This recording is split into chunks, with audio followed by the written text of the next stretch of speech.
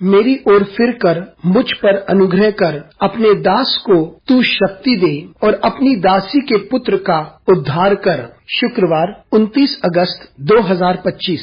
आज के मनन के लिए मैंने आप ही के लिए चुना है यूहन्ना अध्याय 5 और उसका 39वां वाक्य। तुम पवित्र शास्त्र में ढूंढते हो क्योंकि समझते हो कि उसमें अनंत जीवन तुम्हें मिलता है और यह वही है जो मेरी गवाही देता है। आपका दिन आशीषित हो। शुरू से अंत तक शास्त्र यीशु मसीह के बारे में बताते हैं। आइए इस वाक्य पर मनन करते हैं। आज की सुबह का विषय है मसीहा को दिखाने वाला। यीशु मसीह पुत्र के प्रभुता के बारे में बात करते हैं। यीशु मसीह ने जोर देकर इस बात को कहा कि वे स्वयं कुछ भी नहीं है और वो जो कुछ है वो पिता की वजह से है जिसने उसे भेजा है, और जो पिता का अधिकार है उसने वह अधिकार पुत्र को दे दिया है। और जो कुछ यीशु मसीह करते हैं वो उनकी इच्छा नहीं परंतु पिता की इच्छा है, और ऐसा करके यीशु मसीह परमेश्वर को हर तरीके से महिमा देते हैं। और आगे बढ़कर यीशु मसीह लोगों को बताते हैं कि पिता ही पुत्र है और पुत्र ही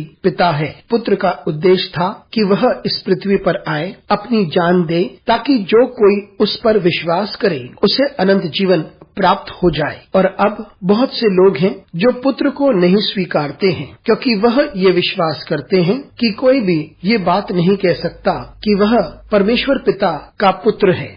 लेकिन यीशु मसीह ने इस बात को जोर देकर कहा कि वह पुत्र है जिसे पिता ने भेजा है एक विशेष कार्य के लिए, और वो है दुनिया को बचाने के लिए, और यह कार्य सिर्फ पुत्र कर सकता है। और फिर यीशु मसीह लोगों से कहता है कि तुम शास्त्र को ढूंढते हो क्योंकि तुम्हें लगता है कि उनमें अनंत जीवन है, लेकिन शास्त्र हमें परिवर्तित नहीं कर सकते, ना ही वो हमें अनंत जीवन देते हैं। शास्त्र एक इशारा करते हैं उस मसीहा के बारे में जो आकर हमें बचाता है। शास्त्र उस मसीहा की ओर इशारा करते हैं जो आ चुका है और क्रूस पर उसने अपनी जान दी, और उसकी वजह से हमारे पास अनंत जीवन है। उसके जीवन की वजह से, उसकी मौत की वजह से, सुसमाचार की वजह से और उसके पुनरुत्थान की वजह से। और उसमें हम में से प्रत्येक को यह सौभाग्य मिला है कि हमें अनंत जीवन प्राप्त हुआ है। इसलिए हम पुत्र पर विश्वास करें और उस पर विश्वास करें जिसने पुत्र को भेजा है, वो है पिता, और उसकी जिसे पिता ने और पुत्र ने भेजा है ताकि हम बल पा सकें, और वो है